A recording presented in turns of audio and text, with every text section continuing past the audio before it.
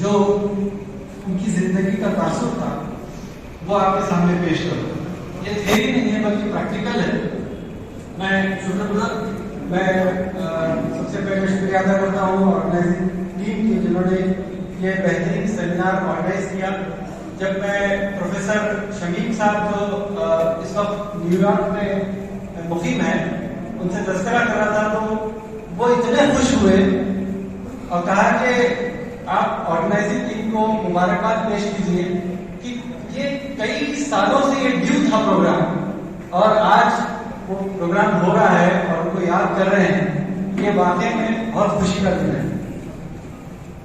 میرے اس مقالے کا ٹائٹل ہے مولانا سعید خان صاحب میرے 3 تاثرات یا میرے تاثرات. میں نے اپنے تاثرات کو 3 ہیڈنگ پہ جمع کیا ہے.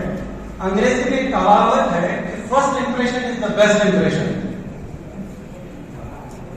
شاید اس وقت میں 10ویں کلاس میں پڑھتا تھا. احمد پور تعلقے کے ہڑوتی قصبے میں ایک اجتماع تھا جو تبلیغی اجتماع تھا. میرے لیے پہلا اجتماع. میں اس وقت 14 سال کا ہوں گا اور وہ پہلا بیان تھا. سامنے تھے ایک بہت ہی خوبصورت مولانا, دل فریب آواز, ٹپ ٹاپ کپڑے, کالی ٹوپی اور موتیوں سے ٹپکتے بول. جی ہاں, وہ مولانا سعید خان صاحب ہی تھے. بیان تو یاد نہ رہا. 14 سال کی عمر میں پہلی بار اجتماع اٹینڈ کر رہے ہیں, پہلا بیان, سب اوپر سے ہی گیا. بیان تو یاد نہیں رہا لیکن وہ مقناطیسی پرسنالٹی اس نے ایک ایسا تصور چھوڑا جو ابھی تک بھی محسوس ہوتا ہے. اسی پہلے تصور کی وجہ سے کم عمری میں ہی میں دین کی طرف راغب ہوا. یعنی وہ عمر تھی کہ میں یا تو فیشن کی طرف چلے جاتا, اچھا پڑھنے والے ہیں, میڈیکل میں جانے والے بچے ہیں, یا پھر میں دین کی طرف.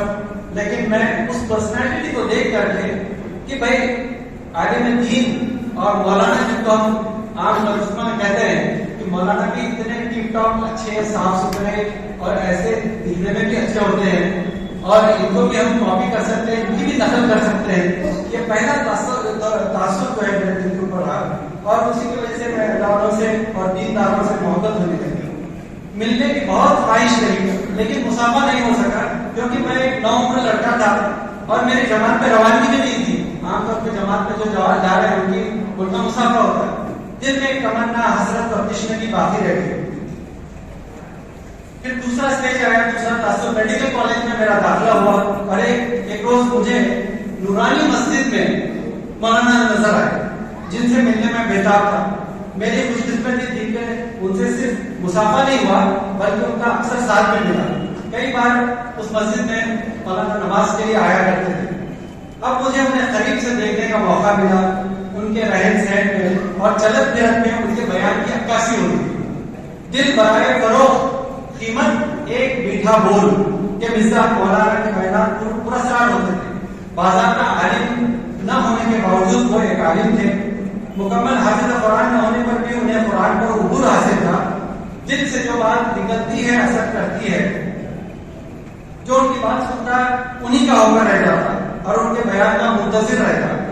مولانا دعوت و تبلیغ کے مداح تھے لیکن وہ بیک وقت دعوت, تعلیم, درس تدریس اور تزکیے کی جیتی جاتی تصویر تھے. کسی نے کیا خوب کہا ہے, انجمن میں بھی میسر رہی خلوت اس کو, شمع محفل کی طرح سب سے جدا سب کا رفیق. مولانا کی حیثیت شمع انجمن کی نہیں بلکہ انجمن کی تھی. وہ اپنے دوستوں, ہمدموں اور محبین کے لیے ابر کرم تھے. ہر شخص بقدر ذرف ان سے فیضیاب ہوا. وہ ایک پرسنالٹی نہیں تھے بلکہ اپنے آپ میں ایک انسٹیٹیوشن تھے. تو میرا دوسرا تاثر یہ تھا کہ اللہ والوں کی جذبت اور خلق ایک سی ہوتی ہے اور ان کی کتھنی اور کرنی میں تضاد نہیں ہوتا. دین پر چلنا کوئی مشکل بات نہیں ہے اور دین کی محنت کو ہم اپنی زندگی کا مقصد بنا سکتے ہیں. یہ تصور ان کی زندگی سے مجھے حاصل ہوا. تیسرا اور آخری تصور جو تھا, دینی سفر میں مولانا علی ہوئے اور فریکچر کی وجہ سے صاحب فراش ہوئے. 12 قیادت کا موقع ملا اور اسی میں اس دار فانی کو الوداع کہا. مجھے نماز جنازہ پڑھنے کا موقع ملا اور کندھا دینے کی بھی سعادت نصیب ہوئی. اتنا بڑا جنازہ میں نے اس وقت تک نہیں دیکھا تھا. وہ چشمہ فیض جس سے ہم نہال تھے وہ بظاہری طور پر اللہ تعالیٰ نے بند کر دیا.